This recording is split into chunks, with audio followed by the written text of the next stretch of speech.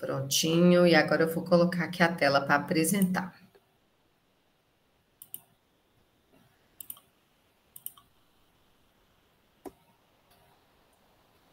Estou. Joia. Então, vamos dar início, né, à aulinha de hoje. É sempre importante fazer aquele reforço, né, aquele lembrete do estudo do livro Céu e Inferno, né? É um livro do Allan Kardec, né, que compõe a doutrina espírita. Só um minutinho. Parou aqui. Ah, isso, voltou. Só vou colocar aqui novamente. Hoje o computador está fazendo os testes comigo, para ver se eu estou exercendo a paciência, né? Estou. Pronto. Mas já voltou. Pronto, agora vamos lá.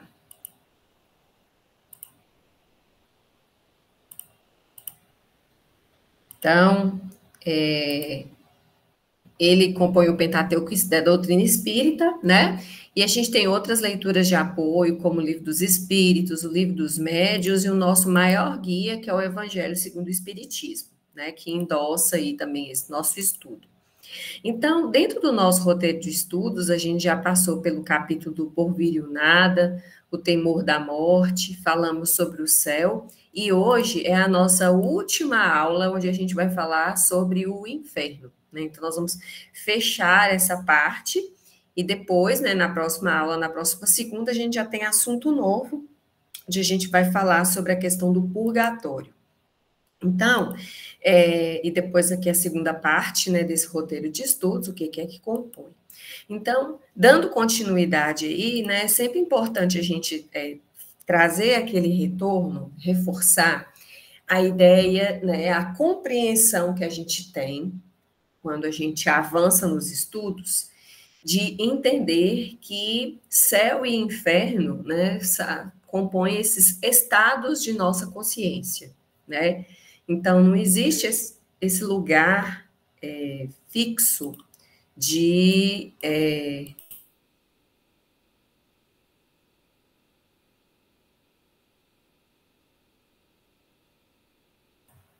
Então, não existe esse lugar fixo de um lugar céu, um lugar inferno, né? Então, a gente, de acordo com a nossa vibração, de acordo com a nossa frequência, né, a nossa energia, a gente pode estar em céu e em inferno, dependendo de como está a condição dos nossos pensamentos, né? E a gente vem trazendo todo essa questão que foi descrita, né, e foi colocada, né, pregado por todas as religiões, né, desse advento de como é interpretado a questão do céu e do inferno, né, para todas as pessoas, né? Com o advento do espiritismo, a gente enxerga, né, esse esclarecimento sobre como que isso é retratado. Na última aula, a gente tinha falado sobre o inferno pagão, né? Como é que as religiões pagãs enxergavam a ideia do céu e do inferno. E hoje a gente encerra com um esboço do que era retratado o inferno cristão, né? De acordo com as religiões cristãs. Então, trazido, né, nesse capítulo, a gente tem, né, um resumo nesse fechamento de citações de acordo com a opinião de diversos teólogos sobre o inferno. Então, os teólogos, né, são aquelas pessoas que estudam essa questão, né, das religiões. Então, a descrição que é trazida no livro, ela foi retirada, olha só, dos próprios autores sacros e da vida dos santos, né? E ela pode ser considerada como tanto a melhor expressão da fé ortodoxa. neste assunto, né? E quanto é a todo instante reproduzido com pequenas variações naquilo que é trazido nos sermões e nas instruções pastorais. Então, a gente vê aí um equilíbrio, né, e uma certa igualdade naquilo que é reportado sobre o que seria esse inferno cristão, né? E a gente já falou, desde o início desse capítulo, como é que é traduzida essa ideia, né? Sempre daquela ideia do sofrimento, do fogo, daquelas penas, né, que não se acabam, é sempre de uma coisa assim que é muito sofrido. E que e também um detalhe muito importante que a gente vem fazendo as nossas reflexões, né, de como é que haveria justiça se não fosse permitido para todas as pessoas, né, para todos os seres, a questão do arrependimento e da reparação de seus atos errados. Quando você enxerga a visão do inferno, como ela é colocada, é como se ela fosse uma pena eterna, né? Então, não é dada nem a condição de haver essa reparação, né? Então, quando você vê, né, a análise e a interpretação pela doutrina, já vem esse esclarecimento maior, né? Toda vez que a pessoa passa por um processo, né, de uma nova vida, é dada a ele uma segunda chance para ele reconduzir esses passos, né? Então, é muito interessante a gente prestar atenção naquilo que foi colocado, né? E que por tantos e tantos tempos, né? Foi o que mais se acreditou, né? Porque era aquilo que era instituído, e como que, à medida que a gente estuda e a gente enxerga, né, a ideia de múltiplas encarnações, a gente pode perceber as oportunidades que nos são dadas, né, quando a gente tem a possibilidade de uma nova vida, né, uma nova vivência. E eu coloquei aqui alguns recortes, né, porque o texto ele é muito longo, e na essência, às vezes, traz até algumas coisas repetidas. Mas vocês vão observar aqui que a ênfase que é dada é sempre dessa ideia do sofrer, né? Já que estamos nos retratando a uma região, né, um inferno. Então, ele coloca lá, né, no texto, onde está situado o inferno? Então, alguns doutores o colocaram nas próprias entranhas da terra, né? Ainda trazendo aquela ideia de lugar, né, de região. Outros, não sabemos que planeta. A questão não foi resolvida por nenhum concílio. Ficamos, neste caso, reduzido às conjecturas. A única coisa que se afirma é que o inferno, onde quer que esteja situado, é um mundo constituído de elementos materiais, mas um mundo sem sol, sem lua, sem estrelas, mais triste, mais inóspito, mais desprovido de todo princípio e toda aparência de bem, como não acontece mesmo nas regiões mais inabitáveis deste mundo em que pecamos.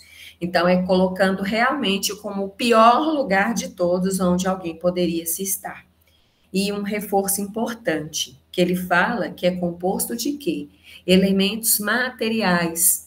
Então, a gente enxerga essa questão da punição e do sofrimento, né, quando nos retira tudo aquilo que nos seria bom de maneira material, né? Então, a gente vai estar sempre atrelado ao quê? A esse sofrer, a essa angústia, a esse medo, né? Mas por você ter sido privado daquilo que te daria o conforto e que te deixaria feliz, né? Então, vai te colocar em situações como colocou lá, um lugar inóspito, um lugar onde você não gostaria de estar, porque não seria um lugar bom, né? E ele acrescenta que os condenados são punidos em todos os seus sentidos e em todos os seus órgãos. Por quê? Porque ofenderam a Deus através desses sentidos e desses órgãos. Então, olha a colocação. Uma vez que você ofende a Deus, você é punido por conta disso. Então, são punidos de que maneira? Olha lá, os gulosos pelos demônios da gulodice, os preguiçosos pelos demônios da preguiça, os sensuais pelos demônios da sensualidade, e assim por diante, de acordo com a sua variedade de pecados, né? Sentirão frio ao se queimarem e calor ao se regelarem. Desejarão ao mesmo tempo o repouso e o movimento. Sempre estarão famintos, sempre sedentos, mais fatigados que os escravos no fim da jornada, mais doentes do que agonizantes, mais maltratados e cobertos de chagas do que os mártires. E tudo isso sem que nunca se acabe. Então, reforçando aquilo que eu falei no início, a ideia da penalidade eterna, né? Então, e as reflexões que a gente faz a todo momento quando a gente fala do inferno, né? Se é colocado esse lugar para onde alguns de nós pode ir de acordo com a nossa conduta, o que é, né? E aí fica a reflexão para a gente. Aonde é que estaria a definição de quem vai para o inferno ou quem vai para o céu, né? Como se fosse assim, quando a gente vai fazer um concurso, tem um edital, né? A gente tem que cumprir um barema, seguir algumas regras. Então, como é que eu vou saber se hoje, na maneira como eu me comporto, eu estou destinada a ir para o céu ou ir para o inferno? E tá vendo como é que fica difícil? Porque a gente fica até sem ter esse norte, né? Esse direcionamento. Será o que eu estou fazendo, a maneira como eu estou me comportando, né? Já me garante que eu esteja indo para o céu, por exemplo, que é o lugar seria o lugar desejado para cada um de nós? Então a gente não sabe, a gente fica aí nesse crivo, né? Nessa dúvida, né, de saber se a gente já está apto para um lugar ou para outro, né? E ademais, se eu, né, não estiver apta para ir para o céu e eu for para o inferno, nessas condições que são colocadas aqui, eu estaria condenada para ficar lá para sempre, né? Então, por mais que alguém que fosse para o inferno, né, se resolvesse, né, perdoar e reparar tudo aquilo que ele fez de ruim, ele não teria essa chance, né? Então, você estaria condenado, né, de uma maneira permanente para estar neste lugar. Então, são reflexões importantes para a gente poder fazer, né? E ele continua: eis em resumo a ideia que nos dão do inferno, considerada em sua natureza física e quanto às penas físicas que nele existem. Vocês estão vendo que sempre se remete ao físico, ao material. Consultai os pais da igreja e os antigos doutores, interrogai as legendas piedosas, olhai as escrituras e as pinturas das nossas igrejas, ouvi com atenção o que dizem nos nossos púlpitos e aprendereis ainda mais, né? Então, isso é toda uma retratação daquilo que os historiadores, daquilo que os estudiosos, né, da época traziam em relação à questão da figura do inferno. E o autor, no caso, né, Allan Kardec, ele acrescenta a essas descrições algumas reflexões que são importantes para a gente fazer, né? Então, ele coloca que a ressurreição dos corpos é um milagre, mas Deus faz ainda outro milagre ao dar a esses corpos mortais, já usados nas passageiras provas da vida e já uma vez aniquilados, a virtude de subsistir, sem se dissolverem numa fornalha até que os metais se evaporariam. Que se diga que a alma é o seu próprio carrasco, que Deus não a castiga, mas apenas a abandona no estado de infelicidade que ela mesma escolheu. Isso a rigor se puder compreender, embora o eterno abandono de um ser extraviado e sofredor pareça pouco de acordo com a bondade do Criador. Então, coloca a imagem de Deus, né, como se fosse aquela ideia de aquele que vai dar esta punição, né? E é outra reflexão que a gente faz, que na hora que a gente tem o nosso entendimento, a gente entende que tudo é de acordo com as nossas escolhas, né? Não existe uma punição. Tudo aquilo que a gente colhe é de acordo com aquilo que nós mesmos plantamos, né? E onde é que estaria, então, a figura da justiça divina, se nós estaríamos sempre, né, sujeitos a alguma punição de algo que a gente realizou. Então, é importante vir essas reflexões para a gente entender, vai colocar Deus como se fosse, então, um ser do mal, né? E a gente sabe que não é desta forma, né? O nosso entendimento vai muito além disso. E ele continua, né? Por esse milagre se transforma Deus, olha lá, num dos carrascos deste inferno, né? Pois se os condenados só podem atribuir a si mesmos os seus males espirituais, não podem fazer o mesmo com os outros, só atribuíveis a Deus. Então é como se Deus que estivesse determinando essas punições por aquilo tudo que a gente fez, né? E aí a gente vai voltar a tentar se recordar aí dos ensinamentos do próprio Jesus, que esteve conosco na Terra, né? De buscar o quê? Pagar o mal com o bem, né?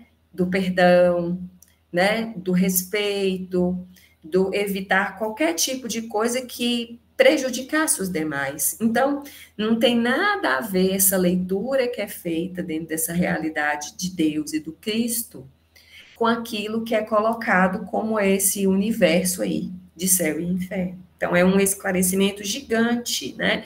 Que é trazido para todos nós.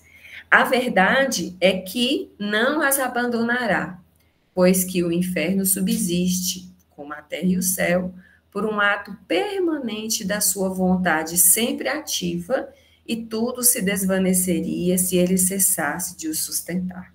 Ele manterá, portanto, sem cessar, a sua mão sobre os condenados, para impedir que o fogo se extinga e seus corpos se dissolvam, querendo que esses infelizes imortais contribuam com o seu perene suplício para a edificação dos eleitos.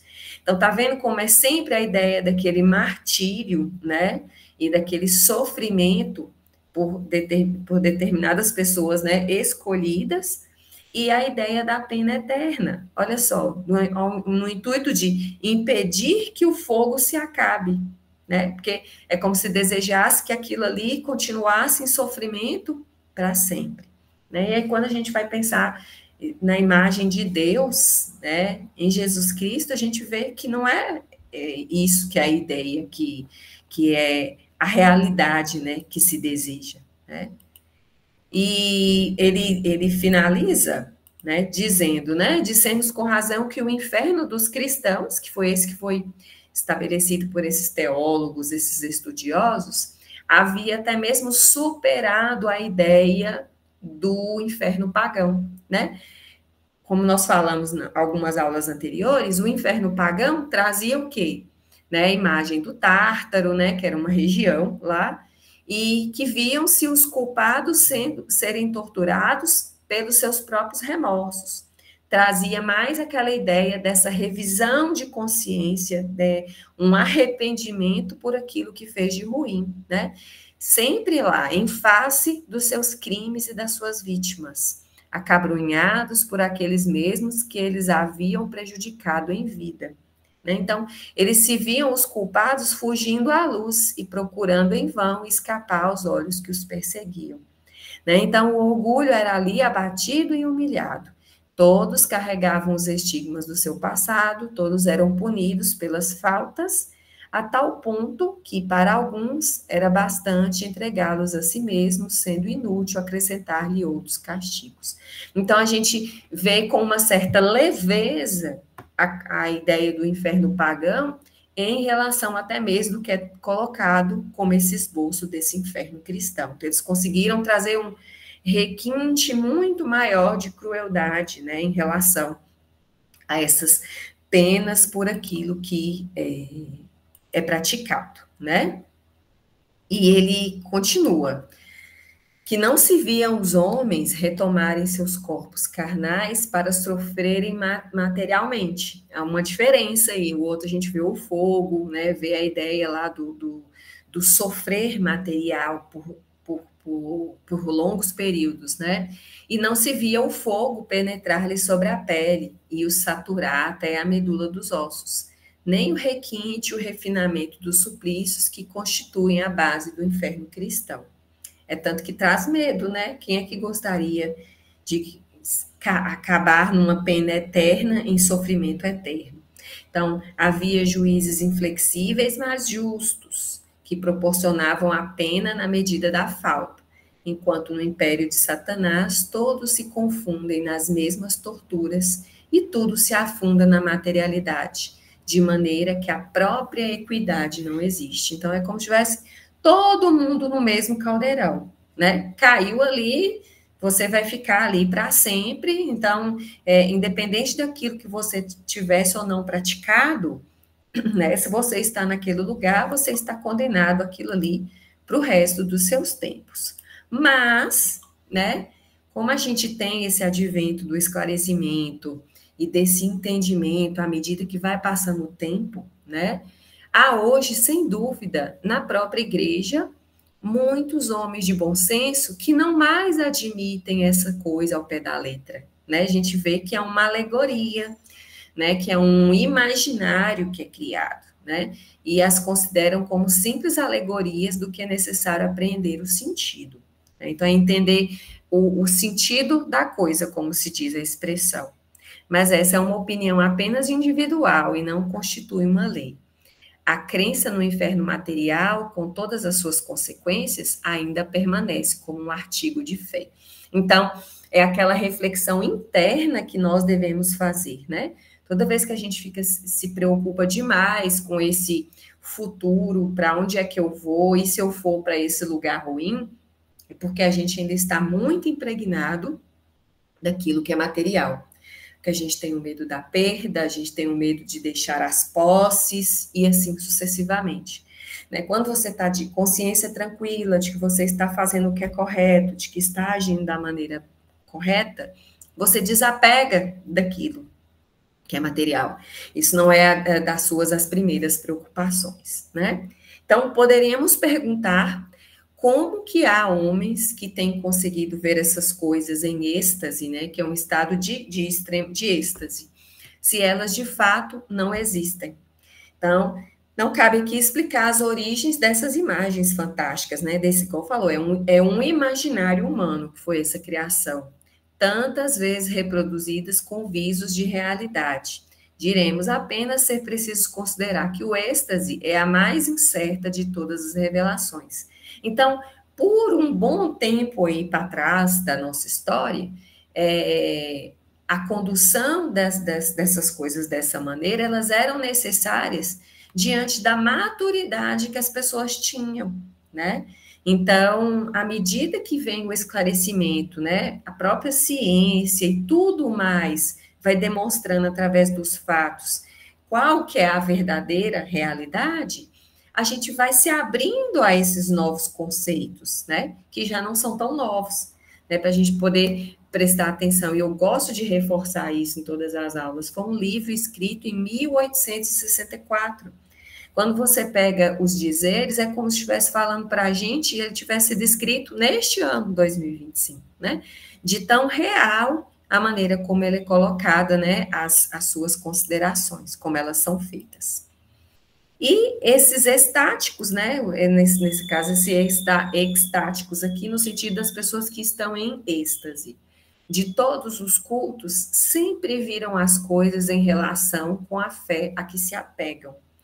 Não é, pois, de surpreender que os que, né, aí dá um exemplo, né, de como Santa Teresa, se acham fortemente convencidas das ideias do inferno, segundo as apresentações, apresentam as descrições verbais ou escritas, e as pinturas tenham visões que nada mais são, propriamente falando, do que a reprodução dessas ideias produzindo o efeito de um pesadelo. Um pagão cheio de fé teria visto o Tártaro e as Fúrias, como teria visto no Olimpo o próprio Júpiter tendo um raio na mão, que é a ideia que é trazida, né, dentro dos estudos de mitologia, né, todas as mitologias que a gente tem aí para trás. Então, nesse momento, a gente encerra, né, essa fala do inferno, né, demonstrando aí, e mais que tudo, esclarecendo a gente, né, sobre a ideia já que a gente não tem esse parâmetro, né, igual eu falei, o que importa de tudo isso que é falado? É saber para qual caminho eu estou indo, né? Então, a gente enxerga a ideia de que não é mais a ideia de um lugar, mas desse estado de consciência que a gente pode visitar a todo momento, né? E a decisão é minha, se eu vou estar, né, passeando pelo céu ou pelo inferno, de acordo com aquilo que eu tenho em meus pensamentos, ok? Alguém quer falar alguma coisa, quer contribuir aqui com a aulinha de hoje? Pode ficar à vontade. Diga. Professora Kênia, você já fica imaginando, né, que eu vou falar alguma coisa, mas sua explicação foi muito boa. Eu queria só fazer um comentário, que você falou a questão que às vezes não sabe de onde vieram essas imagens, né, que são vistas em êxtase para poder visualizar esse inferno, mas eu não me recordo qual foi o livro que eu li, porque fala exatamente assim, quando nós estamos em estado em desequilíbrio, né, os espíritos, quando estão em estado de desequilíbrio, eles machucam e desformam tanto o seu perispírito que eles começam a perder a forma humana.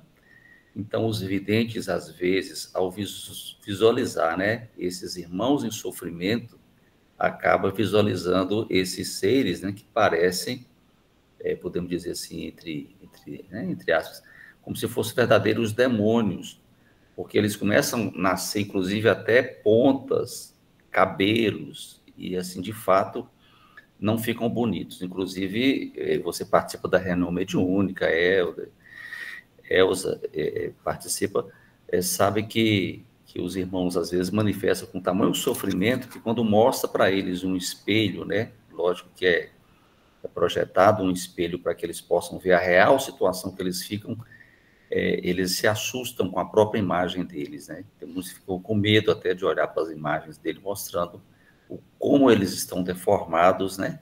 O seu perispírito.